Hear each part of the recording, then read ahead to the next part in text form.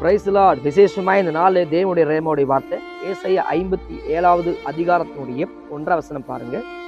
நீதிமான் மடிந்து போகிறான், ஒருவனும் அதை மனதில் வைப்பதும் இல்லை. புத்திமான் எடுத்துக்கொள்ளப்படுகிறான், ஆனாலும் தீங்கு நாளுக்கு முன்னே நீதிமான் எடுத்துக்கொள்கிறான் என்பதை சிந்திப்பாரும் இல்லை.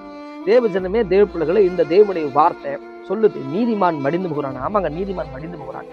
ஒரு சில இழப்பு நம்மளை ரொம்ப வேதனைப்படுத்தும். சில இழப்பு, தகப்பனோ இல்லை மகனோ இல்லையோ மனைவியோ யாரோ இழப்புல நம்ம உட்கார்ந்துருக்கலாம். என் மனைவி இருந்திருந்தா எனக்கு நடந்திருக்குமா, என் வீட்டுக்கு தகப்பன் இருந்தால் இப்படி ஆயிருக்குமா, என் தகப்பன் இருந்தால் எனக்கு பேசியிருப்பாரு, இவங்க இருந்தால் நல்லா இருந்திருக்குமேன்னு சொல்லி நீங்கள் யோசித்து கொண்டு இருக்கலாம்.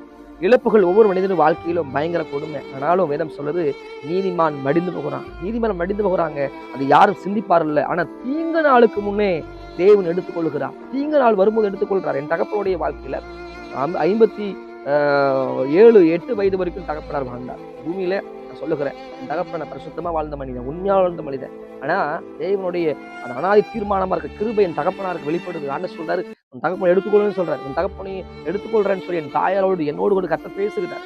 நாங்க ஜெபித்து கொண்டே இருக்கிறோம். அண்ணன் சொல்ல 2 வருடம் எங்களுக்கு கொடுங்கப்பா, எங்க அப்பாவுக்கு ஜீவனை கொடுங்க சொல்லி கொண்டே இருக்கிறோம். ஆனா தேவன் சொன்னாரு, ஒரு தரிசனத்தை கொடுக்குறாரு. பரலோகத்துல இருந்து ஒரு தேவதூதன் வந்து தன் கையில முத்து எடுத்துட்டு போறதை காமிக்கிறாரு. அப்பா, அந்த முத்துல எழுதப்பட்டிருக்குது, இந்த பேர் எங்க அப்பாவோட பேர் எழுதப்பட்டிருக்கு, தேவராஜா எழுதப்பட்டிருக்கு. நான் சொல்லுகிறேன், ஆண்டவரே என் தகப்பனுக்கு 2 வருடம் கொடுங்க, தயவு செஞ்சு ஜீவனை கொடுங்கன்னு சொல்லி எசேக்கியா ராஜா கொடுத்தீங்களான்னு சொல்லி 2 வருடம் நான் கூட்டி கேட்டு ஜெபிக்கிறேன். நானும் என் தாயாரும் ஜெபிக்கிறோம். கர்த்தராகிய ஆண்டவர் சொன்னாரு.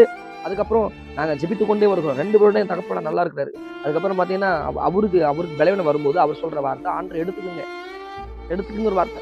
திடீர்னு மார்ச் 12ஆம் தேதி அப்பாவுடைய சரீர பலவீனமாகுது, சரீரம் முழுதும் பலவீனமாகுது. அவருடைய பரிசுத்தமா வாழ்ந்திருக்காரு, உண்மையா வாழ்ந்திருக்காரு, கடவுளுக்கு உண்மையா வாழ்ந்த மனுஷன், கர்த்தருக்காக ஊழி செய்த மனிதன், 32 கிராமங்களில் நடந்து போய் ஊழியம் பண்ணவர், யாரு கஷ்டப்பட்டாலும் போய் முதலாளி நிற்கிற மனிதன். போய் என் தகப்பனார் போய் அநேகருக்கு ஆண்டோட ஆத்மா சொல்லியிருக்காரு, சுவிசேஷம் அறிவித்திருக்காரு. அவ்வளோ ஹெல்பிங் மைண்ட் டாடி. ஆனா மார்ச் 12ஆம் தேதிக்கு திடீர்னு நைட்ல ரொம்ப முடியாம போய் அந்த ஆம்புலன்ஸ் நானும் என் தாயை போயிட்டு, என் தாயும் தகப்பனும் ஜெபிக்கிறேன். என் தாய் முன்னாடி தாய் எங்கள் அப்பா படுத்துருக்காங்க, தாய் நின்றுருக்காங்க. 108 உட்காந்து நாங்கள் 2 பேரும் ஜெபிக்கிறோம். அந்த சமயத்தில் பரலோகத்தின் தெய்வத்தை பார்த்து நாங்கள் ஜெபிக்கிறோம்.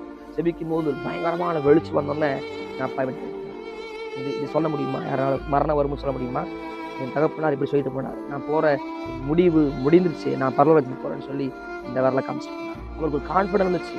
நீதிமான் மடிந்து போகிறான், அது ஒருவனும் மனதில் வைப்பதில்லை.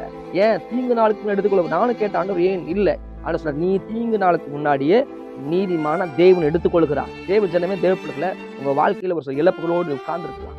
தகப்பனை இழந்து, மனைவி இழந்து, பிள்ளைகள் இழந்து, ஏதோ இழப்புகளோடு நீ உட்கார்ந்து வேதனைப்படுத்தி கண்ணீர் வடிச்சிருக்கலாம். இல்லைங்க, ஆண்டவர் சொல்றாரு, தீங்கு நாளுக்கு முன்னாடியே நீதிமான் எடுத்துக்கொள்ளப்படுகிறார். ஆமாங்க, தீங்கு நாளுக்கு